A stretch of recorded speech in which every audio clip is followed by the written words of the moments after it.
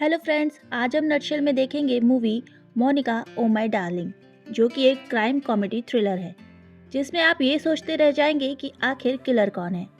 आप बस वीडियो को अंत तक देखिए, मूवी की एक भी डिटेल मिस नहीं होगी। तो चलिए वीडियो शुरू करते हैं। मूवी की शुरुआत होती है जहां गौरव नाम का एक आदमी शालू नाम की एक लड़की का वीडियो देख रहा होता है। तभी वहां देव प्रकाश नाम का एक लड़का आता है और उसे बताता है कि उसने शालू को प्रपोज किया था और शालू ने भी उसका प्रपोजल एक्सेप्ट कर लिया। देव प्रकाश, शालू और गौरव तीनों एक रोबोट बनाने वाली कंपनी में काम करते हैं। देव प्रकाश फिर अपने काम में लग जाता है। तभी एक रोबोट मैलफंक्शन करने लगता है और वो रोबोट देव प्रकाश की गर्दन तोड़कर उसे मार देता है। फिर हमें 6 महीने बाद का सीन दिखाया जाता है जहाँ शालू और गौरव उनकी कंपनी के एक फंक्शन में गए होते हैं, जहाँ कंपनी के हेड सत्यनारायण अधिकारी कंपनी के बोर्ड ऑफ डायरेक्टर में जयंत आर खेड़कर यानी कि राजकुमार राव को शामिल करने की अनाउंसमेंट कर रहे होते हैं। अब थोड़ा जयंत के बारे में जान लेते हैं। जयंत पहले काफ़ी गरीब था और गरीबी से इतने ऊंचे मकान तक पहुंचा है। वो सत्यनारायण अधिकारी की बेटी निक्की के साथ रिलेशनशिप में है, लेकिन कंपनी में ही काम करने वाली मोनिका यानी कि हुमा कुरैशी से उसका अफेयर भी चल रहा है, जिसके बारे में किसी को कुछ नहीं पता। शालू जयंत की बहन है और जिस रोबोट से देव प्रकाश की मौत हुई थी उसे जयंत ने ही बनाया था, लेकिन सत्यनारायण ने जयंत को इसका जिम्मेदार ठहराने की बजाय सिक्योरिटी ऑफिसर फरीदी बेग को इसका जिम्मेदार ठहराया और उसे ही नौकरी से निकाल दिया था। तो बोर्ड ऑफ डायरेक्टर में जयंत के चुने जाने पर दो लोगों को सबसे ज्यादा गुस्सा आता है। वो रहते हैं निशिकांत अधिकारी यानी कि सत्यनारायण अधिकारी का बेटा, और दूसरा तमंग जो कि सत्यनारायण अधिकारी का सेक्रेटरी है। पार्टी में जयंत अपनी गर्लफ्रेंड निक्की को छोड़कर मोनिका के साथ चला जाता है। सुबह मोनिका जयंत से कहती है कि वो उसके बच्चे की मां बनने वाली है, तो जयंत उससे अबॉर्शन करने को कहता है, लेकिन मोनिका मना कर देती है और कहती है कि मैं अकेले ही बच्चे को संभाल लूंगी, बस तुम डिलीवरी, बच्चे के एजुकेशन वगैरह के पैसे देते रहना। तो जयंत कहता है कि यानी तुम मुझे ब्लैकमेल कर रही हो। तब जयंत सोचता है कि सब कुछ वो निक्की को बता दे और वो उसे बताने जाता भी है, पर वहाँ निक्की अपने दोस्त से बात कर रही होती है। उसकी दोस्त का फियांसे उसकी फ्रेंड को चीट कर रहा था और निक्की अपने दोस्त से कहती है कि तुम चिंता मत करो, मेरे पापा कई लोगों को जानते हैं, हम उसका मर्डर करवा देंगे, तुम रो मत। और जयंत निक्की की बात सुनकर उसे बिना कुछ बताए ही वापस आ जाता है। अगले दिन जयंत को एक लेटर आता है जिसमें उसकी और मोनिका की फोटोज रहती हैं और एक होटल का एड्रेस भी लिखा रहता है। रात में जयंत उस होटल में जाता है तो वहाँ निशिकांत और कंपनी का एक और एम्प्लॉय अरविंद रहते हैं। उन दोनों को भी मोनिका ब्लैकमेल कर रही होती है, ये बोलकर कि उसके पेट में उनका बच्चा है। वहाँ वो लोग प्लान करते हैं कि मोनिका को जान से मारना ही अपने आप को बचाने का एक ऑप्शन है। निशिकांत कहता है कि ठीक है, मैं मोनिका को मुंबई बुलाकर मार दूंगा। फिर जयंत उसकी डेड बॉडी को ट्रांसपोर्ट करके खंडाला में अरविंद को दे देगा और अरविंद उसकी डेड बॉडी को जंगल में ठिकाने लगाएगा। साथ ही वो एक कॉन्ट्रैक्ट पर सबके अंगूठे भी लगवाता है ताकि आगे जाकर सब अपनी बात से बदल न जाए। सब कुछ प्लान के अकॉर्डिंग चल रहा होता है। निशिकांत मोनिका को मुंबई बुलाता है। जयंत को एक वैन में डेड बॉडी मिलती है जहाँ से वो उसे खंडाला ले जाता है, पर जंगल में ठिकाने लगाते वक्त वहाँ एक तेंदुआ आ जाता है और अरविंद और जयंत बॉडी छोड़कर भाग आते हैं। अगले दिन जब अरविंद और जयंत ऑफिस जाते हैं तो मोनिका उन्हें ऑफिस में ही मिलती है और वो दोनों शॉक्ड हो जाते हैं। वहीं जंगल में एक टूरिस्ट को डेड बॉडी मिलती है और पता चलता है कि डेड बॉडी निशिकांत की थी। फिर एंट्री होती है एसीपी नायडू यानी कि राधिका आप्टे की। जयंत पुलिस के शक के घेरे में रहता है। वहीं तमंग भी हर पल जयंत पर नजर रखे रहता है। अरविंद जयंत से बोलता है कि मोनिका ने ही निशिकांत को मारा है और अगर वो एग्रीमेंट मोनिका ने देख लिया होगा तो वो अब हमें भी मार देगी।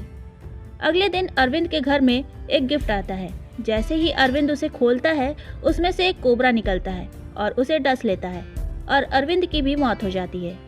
उसी रात जयंत के घर में भी एक पार्सल आता है, उसमें भी कोबरा सांप रहता है, पर वो किसी तरीके से बच जाता है। अब जयंत को कंफर्म हो जाता है कि ये मर्डर्स मोनिका ही कर रही है। तभी उसके फोन पर उस मर्डर एग्रीमेंट की फोटो कोई भेजता है और उसे छत पर मिलने बुलाता है। जयंत छत पर पहुंचता है तो वहां उस एग्रीमेंट की कॉपी पड़ी रहती है। जैसे ही वो उसे उठाने जाता है, गौरव उसे छत से नीचे ढकेल देता है और वहां से भाग जाता है। और जयंत गिरा नहीं रहता बल्कि छत से लटका रहता है और किसी तरीके से एक बार फिर से बच जाता है।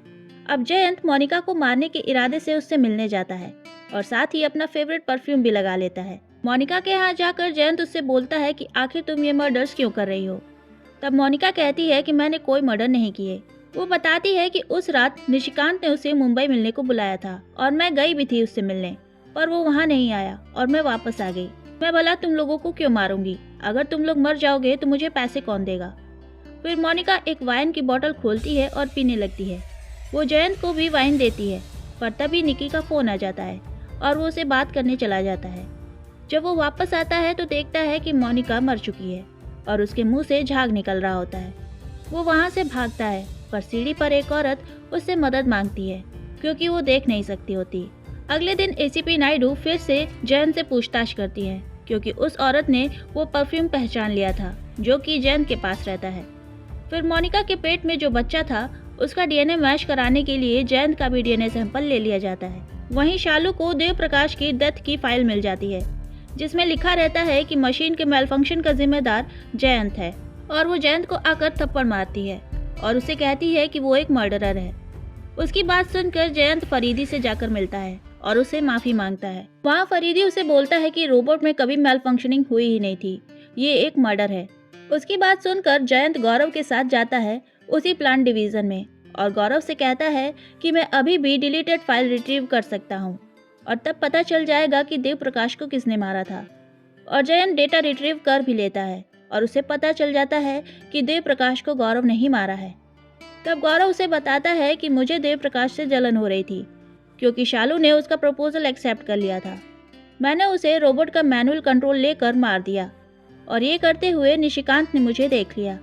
फिर वो मुझसे अपने सारे काम करवाने लग गया। उस रात उसने मुझसे मोनिका को मारने को कहा और जब मैंने मना किया तो उसने मुझे धमकी दी कि वो शालू को सब कुछ बता देगा, तो मैंने उसे ही मार दिया। फिर मैंने उसके पास एग्रीमेंट पेपर देखा, तब पता चला कि मोनिका के मर्डर में तुम और अरविंद भी शामिल हो। तो मैंने सोचा कि तुम लोग को अगर मैं छोड़ दूंगा तो तुम लोग भी एक दिन शालू को सब बता देने की धमकी दोगे, इसलिए मैंने अरविंद और तुम्हारे पास जहरीले सांप भेजे, लेकिन तुम बच गए। फिर वहाँ गौरव रोबोट की मदद से जयंत को मारने की कोशिश करता है, लेकिन खुद ही मर जाता है। दरअसल देव प्रकाश, निशिकांत और अरविंद को तो गौरव ने मारा था, लेकिन मोनिका को उसने नहीं मारा था।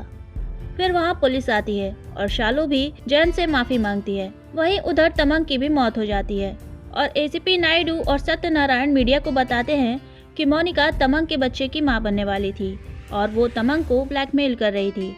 इसलिए तमंग ने गौरव की मदद से मोनिका की वाइन में सांप का जहर मिलाकर उसकी हत्या करवा दी और फिर गौरव को भी मार दिया ताकि उसका भेद न खुले। लेकिन फिर तमंग को गिल्ट फील होने लग गया और उसने अपनी ही जान ले ली।